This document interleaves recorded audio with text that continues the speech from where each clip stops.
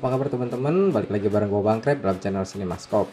Nah, kali ini Bang Krep mau kasih tahu informasi job desk apa saja yang dikerjakan dalam divisi atau departemen tata suara dalam film. Oke, langsung aja kita mulai. Pertama, pada saat pra-produksi.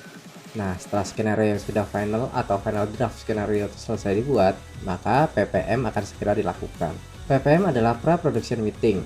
Nah, guna dari pra-production meeting ini adalah untuk menyatukan visi dan misi dari seluruh departemen atau divisi yang ikut andil dalam pembuatan film. Awal mula job desk dalam divisi atau departemen penataan suara dimulai dari breakdown skenario untuk mengetahui alat dan unsur suara apa saja yang diperlukan. Setelah breakdown skenario ini selesai, maka selanjutnya akan dilakukan breakdown alat. Alat di sini mulai dari alat untuk merekam pada saat produksi sampai dengan alat-alat apa saja yang dibutuhkan pada saat post produksi.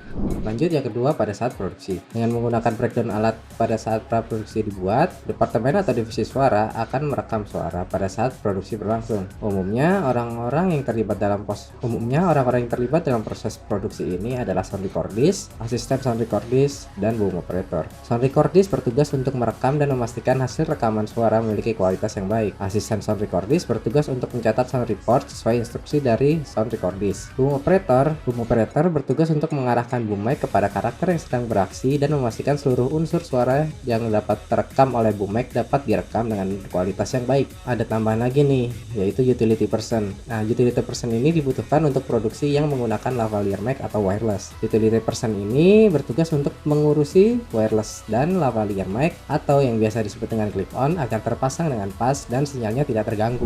Nah, setelah selesai dengan proses produksi, selanjutnya kita masuk ke proses pasca produksi. Pasca produksi ini sedikit lebih panjang dari proses produksi.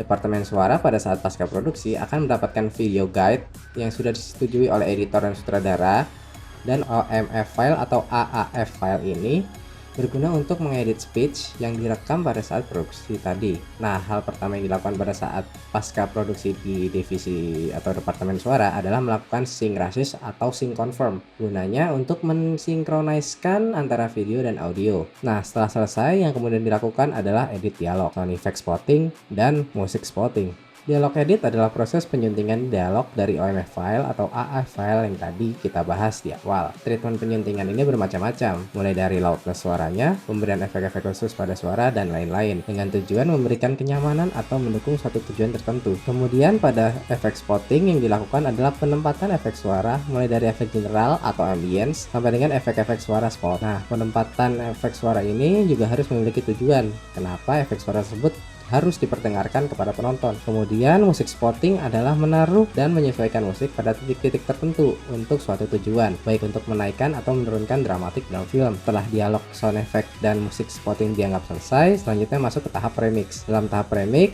unsur suara dialog, sound effect, dan musik akan dimixing atau diselaraskan kembali. Setelah proses premix dianggap sudah selesai, selanjutnya masuk ke dalam tahap final mix. Dalam tahap final mix ini akan diadakan preview dengan orang-orang tertentu seperti sutradara, produser, dan lain-lainnya untuk mendapatkan saran atau masukan suara. Jika dinilai sudah pas, maka masuk ke dalam tahap rendering atau mastering. Dalam tahap ini, format suara yang diminta ada bermacam-macam. Ada stereo, 5.1 atau 7.1, dan Atmos. Nah, penentuan format ini biasanya didiskusikan di awal film, melihat budget yang diperlukan dalam pembuatan format suara ini berbeda-beda. Nah, gimana penjelasan singkat Bang Krep menurut job desk penataan suara dalam film? Selanjutnya Bang Krep mau jelasin nih tentang aspek rasio dalam film, mulai dari sejarahnya sampai dengan manfaat penggunaan aspek rasio tersebut, tapi di video selanjutnya. Maka dari itu jangan lupa like dan subscribe serta nyalain loncengnya ya, supaya nggak ketinggalan video-video terbaru dari Bang Krep. Kalau begitu Bang Krep undur diri, mohon maaf kalau Bang Krep punya salah, karena sejatinya Bang Krep cuma cowok keribu yang bersalah dan dosa. Sekian dan terima kasih.